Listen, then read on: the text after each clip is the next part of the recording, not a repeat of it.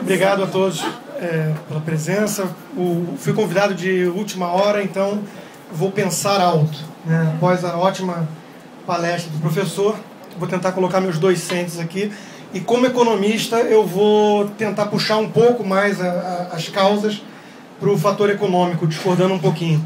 Eu concordo com muito do que foi dito e acho que há um enorme fator político de indignação difusa contra tudo isso que está aí, né, que é o que ficou, a frase que ficou famosa aí nesses protestos. Mas o Mensalão é de 2005, né, e o Lula foi reeleito após o escândalo do Mensalão. Então quando penso nisso, já coloco em xeque o grau de consciência dessa população. De repente despertou aí da noite para o dia, né, e todo mundo pegou as ruas. Eu acho que se tivesse esse grau de consciência, não teriam reeleito o Lula e depois o poste, né, a Dilma.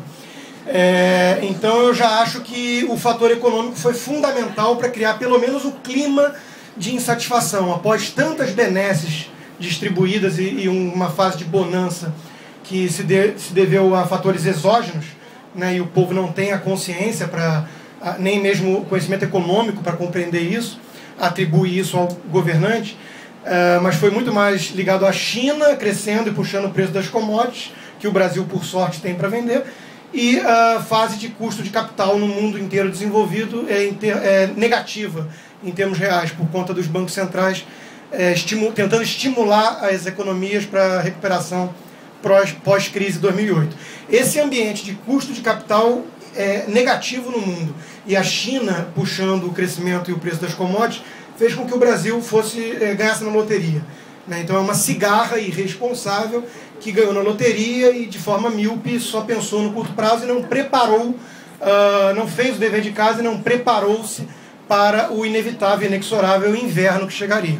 O inverno começou a chegar, então eu concordo parcialmente com a análise, porque ainda não há uma crise econômica, inclusive que não bateu no principal indicador de revolta social, que é o desemprego, né? Que 27% de desemprego na Espanha é o principal motivo que explica os indignados.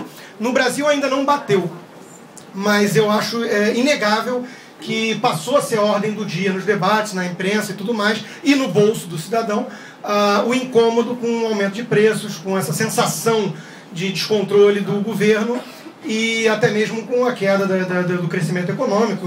A gente já vive hoje no Brasil uma situação que economistas chamam de estagflação, que é o pior dos mundos. É um cenário de estagnação econômica com inflação elevada. Então eu acho que sim, o fator econômico ele explica bastante, pelo menos para criar o clima propício a isso, que é um fenômeno que deixa todo mundo perplexo, porque realmente veio do nada. Mas acho que há essa indignação difusa com a questão política. Eu fui tentar mergulhar, já que eu lia todo mundo citando e não conhecia direito sua obra, eu fui mergulhar um pouco na leitura de Manuel Castells, que é o espanhol justamente, sociólogo catalão, na verdade, que é especialista no tema. E me passou a sensação, durante a leitura, de um certo encantamento dele, com essas manifestações todas da era das redes sociais. Então a gente não pode ignorar o fenômeno também das redes sociais como fator de estímulo, de dar esse empowerment, né, esse empoderamento a esse grupo que não tinha certa representação, num choque de, aí sim, o fator político fundamental, elevada quebra de representatividade política.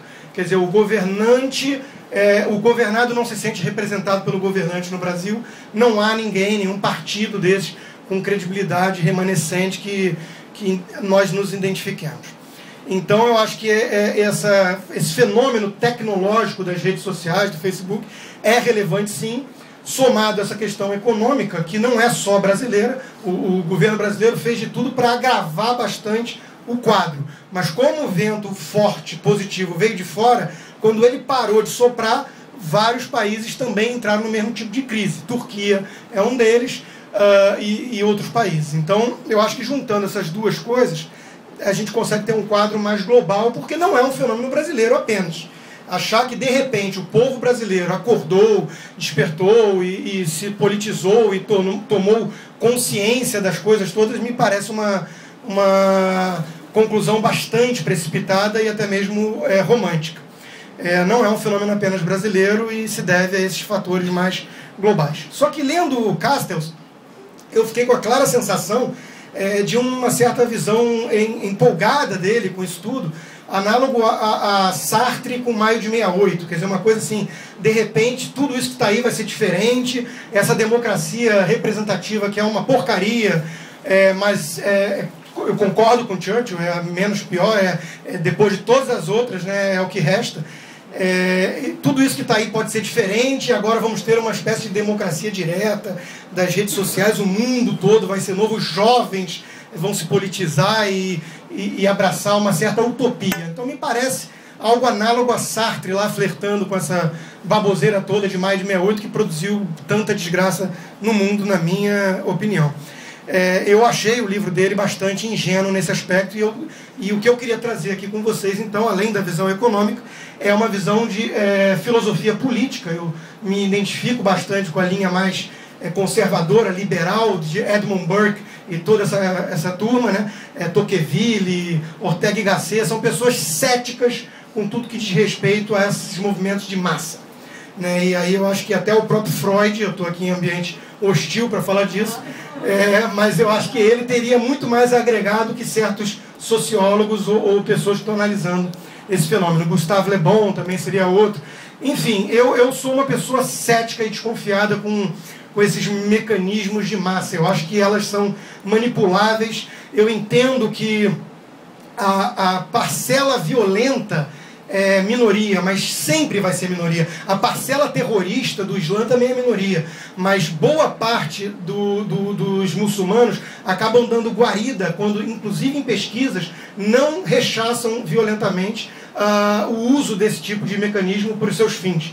Essa frase que o próprio Nazar trouxe no começo, que tem sido muito repetida, para fazer o omelete tem que quebrar alguns ovos, é a frase de todo revolucionário que acaba trocando, na melhor das hipóteses, 6 por meia dúzia e quase sempre por algo muito pior, né? É a frase de Robespierre na Revolução Francesa, que foi uma catástrofe, tentando dar voz ali à ideologia de Rousseau, a vontade geral, esse tipo de coisa bonita, romântica, que na prática foi o grande terror, onde todos acabaram degolados, inclusive o próprio.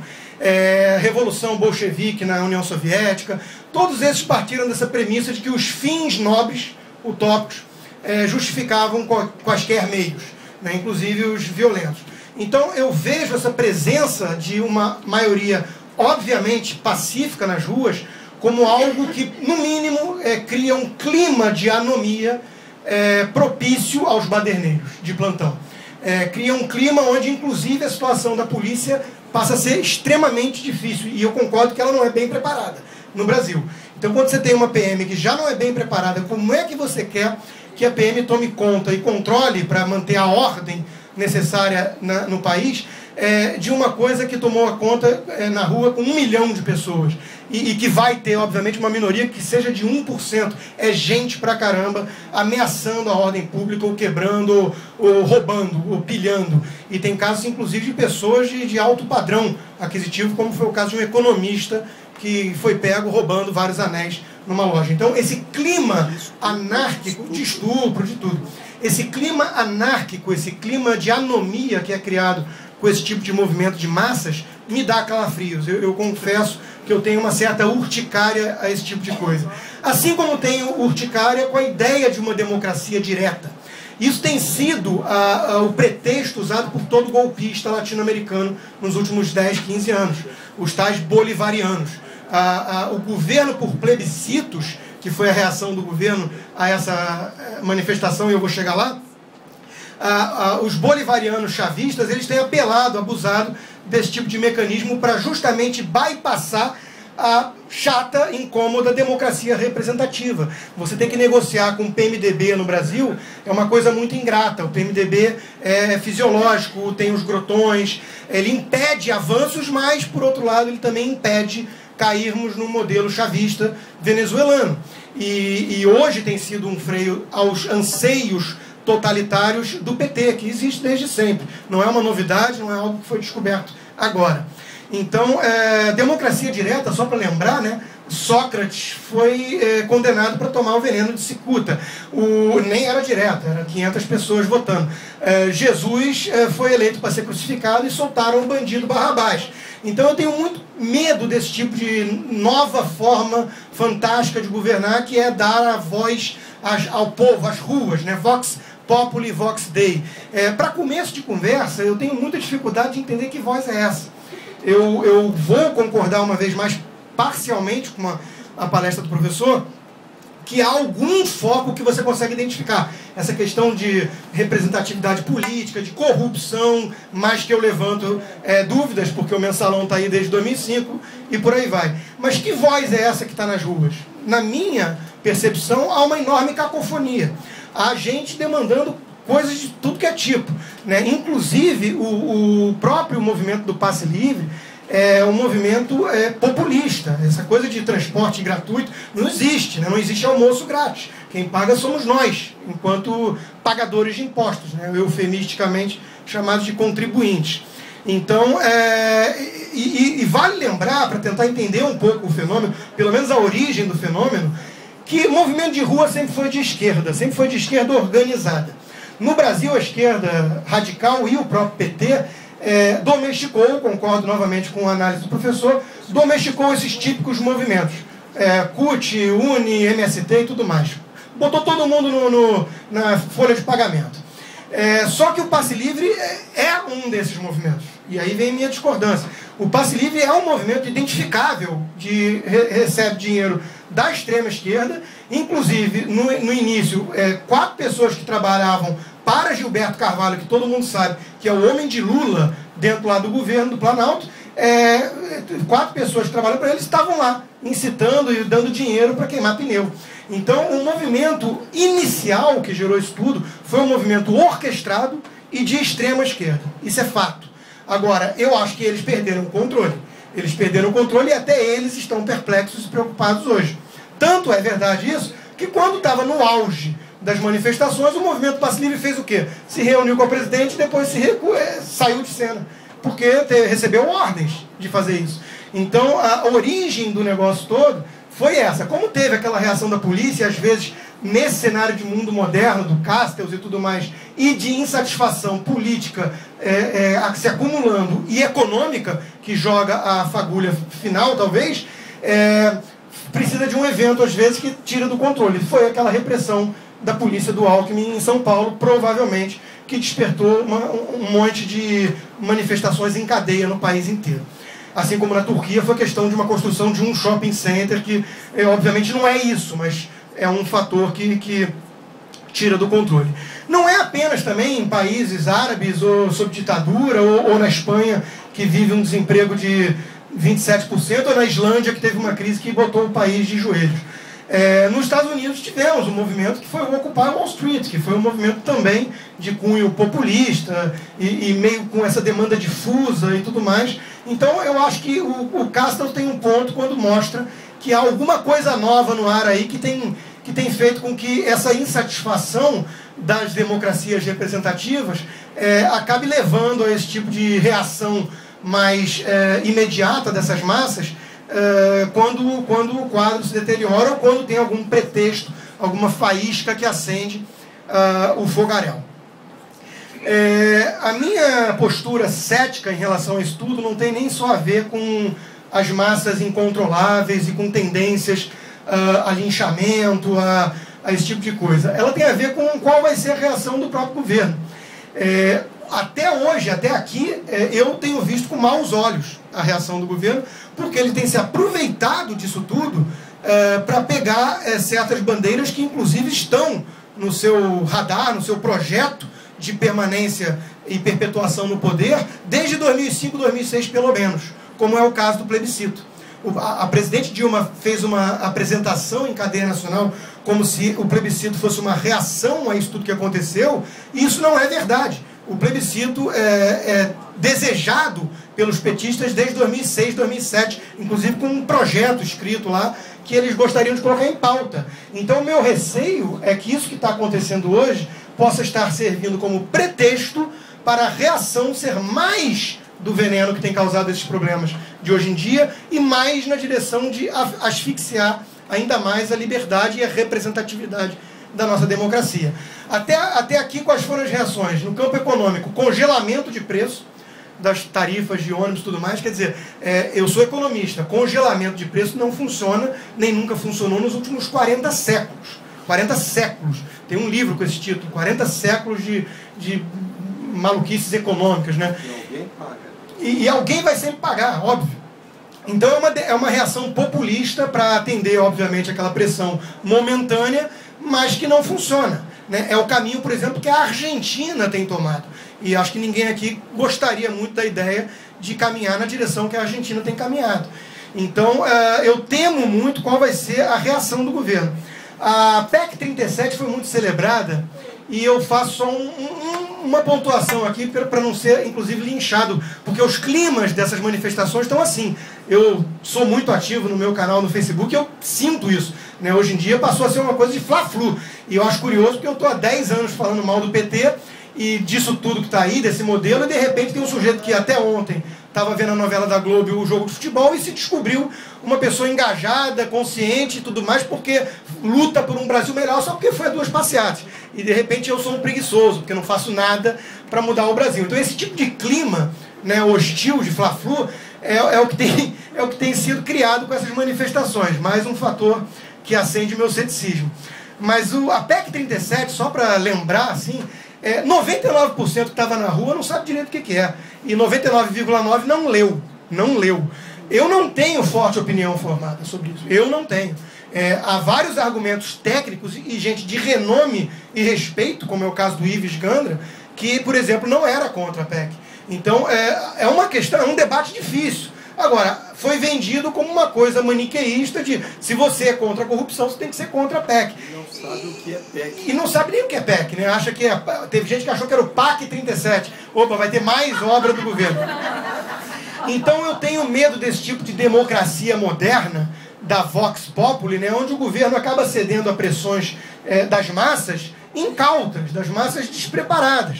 E isso não é demofobia, é apenas a compreensão de que são debates técnicos dificílimos que você não vai achar que se resolve com slogans. E aí vem um outro motivo, um outro fator de ceticismo meu com essa nova era das redes sociais e democracia direta, né, de pressão popular nas ruas, que é o seguinte: o Facebook é fantástico. Eu mesmo uso, sou um grande usuário para divulgar meus pensamentos. Mas as redes sociais, ainda mais o Twitter, que tem 140 caracteres como limite, ele reduziu muito as coisas a slogans, a frases de efeito, né? Então as pessoas agora estão mais sedentas por esse tipo de solução mágica. Isso, para mim, criou um clima propício, e aí vem mais um ponto meu de desconfiança com isso tudo que está acontecendo. Cria um clima propício a quê? A um salvador da pátria, a um Messias que vai abraçar essa voz das massas, essa vontade geral, incorporar isso e falar: realmente o Congresso é uma porcaria, a democracia representativa é uma porcaria, pega 3 frases de efeito e eu sou a sua cara, povo.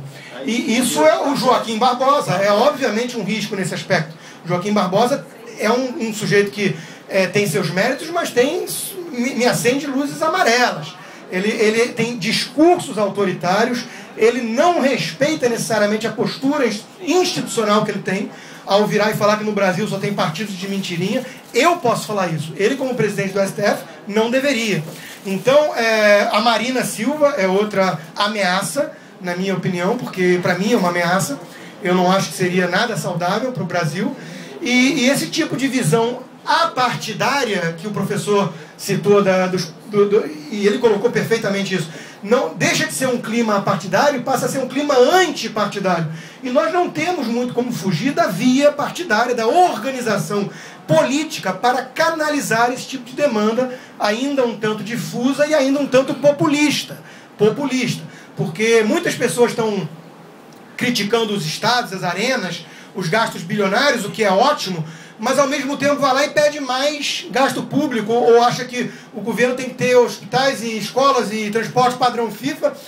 Ao mesmo tempo, se for feito um plebiscito para aumentar imposto, não vai querer. Quer dizer, há uma certa esquizofrenia, no uso popular da palavra, dessas demandas populares. A pessoa quer mais gastos públicos, mas não quer pagar a conta, e por aí vai. Então eu desconfio um pouco desse tipo de movimento. Eu desconfio de revolução, né? Eu acho que a única revolução que funcionou não foi bem uma revolução. Foi a americana, que foi uma espécie de continuação do legado britânico, já anglo-saxão e tudo mais. As outras revoluções todas trouxeram terror, escravidão, sangue nas ruas e por aí vai. Eu prefiro evolução.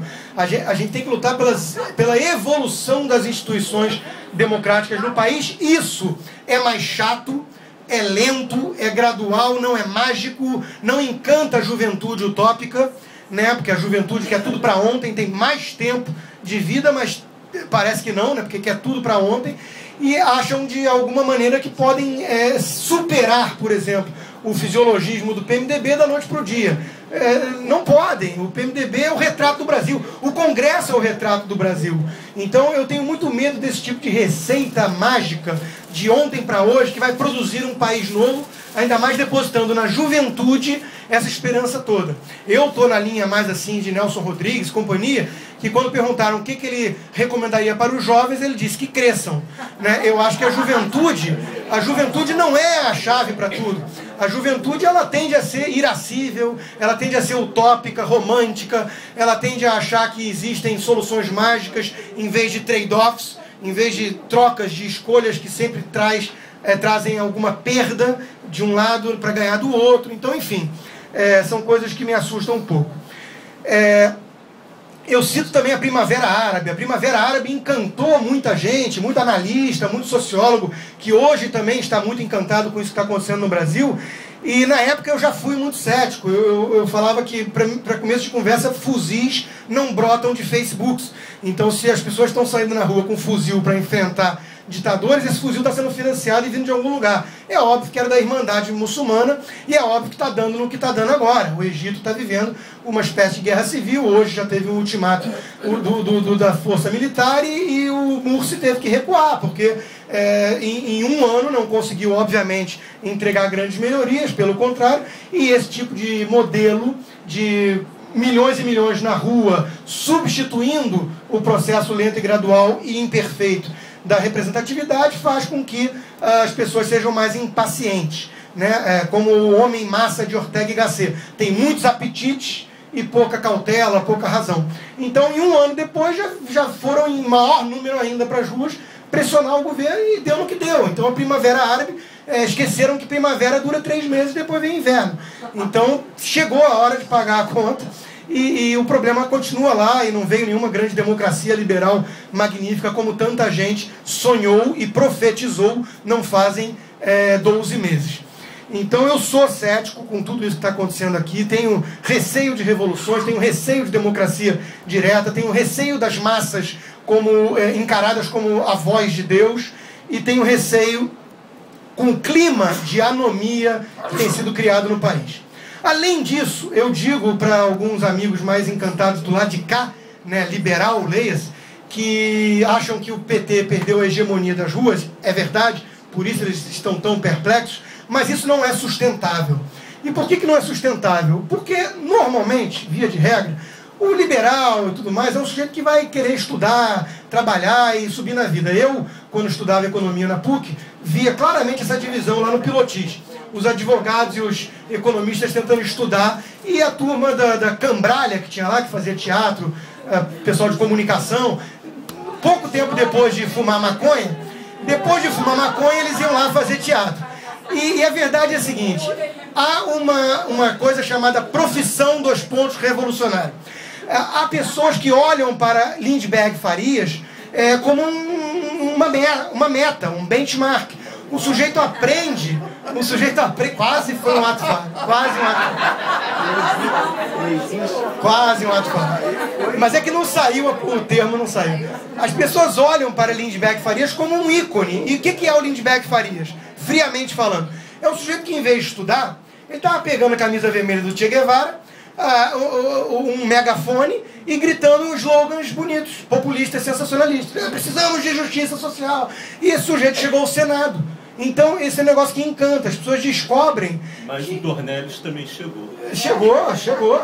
Não, o Senado não é monopólio disso, né? Mas o fato é que há um espaço para subir na vida, né, com esse tipo de coisa. Essa gente costuma ser remunerada, porque quem é que tem bala na agulha para bancar a profissão manifestante? Vai me desculpar, mas ninguém aqui que foi uma ou duas vezes vai poder ir 100 vezes. Então, quanto mais tempo perdurar esse tipo de movimento, a tendência é ir se esvaziando dos liberais, até porque eles têm que trabalhar e até porque eles vão se incomodar com a queda das vendas, do lucro, porque ninguém aguenta. Rua fechada o dia inteiro, e consulta desmarcada e por aí vai. Agora, o pessoal do Passe Livre, o pessoal da CUT, da UNE, que o Lula mesmo conclamou tentar tomar as ruas de volta, esse pessoal pode ficar o dia inteiro nas ruas, eles vivem disso, eles são pagos para isso. Então eu sou cético, inclusive, com quanto mais tempo durar esse tipo de coisa, mais ele tende a se esvaziar de pessoas que pensam como eu, que acham que a solução é menos governo, menos gasto público, menos intervenção de Brasília, e ser ocupado por pessoas que querem mais do veneno, querem mais gasto público ainda, querem plebiscito para financiamento público de campanha, quer dizer, achando que com isso vai acabar a Caixa 2, não vai. Então, eu sou muito cético. E para terminar, é só o lado bom. Sem dúvida nenhuma, eu acho que reacendeu o debate político. Eu acho que há alguma coisa de verdade no discurso de que houve um despertar da população brasileira, alguma coisa de verdade. Acho que o governo ter medo da população é uma coisa boa. O governante tem que ter algum tipo de receio, não pode ser carta branca. É bom que tenha. Acho que o PT sai chamuscado e no curto prazo, como eu acho que o PT é o grande empecilho para o Brasil pelo menos parar de afundar, eu acho que o PT pode perder as próximas eleições. Eu espero que não venha um aventureiro, mas se houver a possibilidade do PT perder e isso ser canalizado de alguma forma para essa vitória de curto prazo, foi, diga-se de passagem, o que aconteceu na Espanha.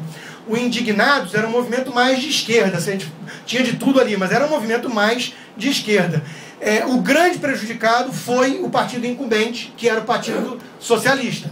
O grande vitorioso em termos relativos foi a extrema esquerda, os comunistas. Ainda existe esse troço em pleno século XXI. É tipo o PSOL, o PSTU. Esses triplicaram os votos, mas não foi suficiente para derrubar o alternativo conservador. Então eles tomaram o poder na Espanha. Pode ser que aconteça isso no Brasil. Pode ser que o PT seja o maior prejudicado, o PSOL e o PSTU sejam os maiores beneficiados em termos relativos, mas que não seja suficiente para derrotar o partido menos à esquerda que nós temos no Brasil, porque todos são de esquerda, que é o PSDB. Então, se isso acontecer, eu vou considerar minimamente satisfatório o que está acontecendo. O PSDB é altamente partido de esquerda. O PSDB defende a social-democracia europeia. Isso é esquerda. Eu sou liberal. Liberal no Brasil nunca deu ar da sua graça, nunca. Como dizia Roberto Campos, liberalismo no Brasil passou mais longe do que Plutão da Terra. Não tem nada parecido com o que eu defendo. Então, com isso eu fecho aí para a gente debater. A segunda pergunta eu tenho um problema de pressão. Eu queria uma pergunta. Você publicou um livro? Tem um livro publicado? Tenho, 6. Nunca foi um livro. Privatize já.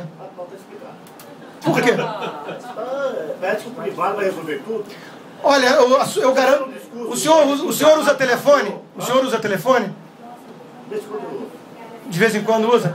Agradeça não ter ficado 2 anos na fila e ter que declarar no imposto de renda $4 mil de... Você defende o PSDB que vendeu esse país. Vendeu que país? O Brasil foi o maior escândalo da empresa privatizada. Privatizar foi vender? Não vendeu não, entregou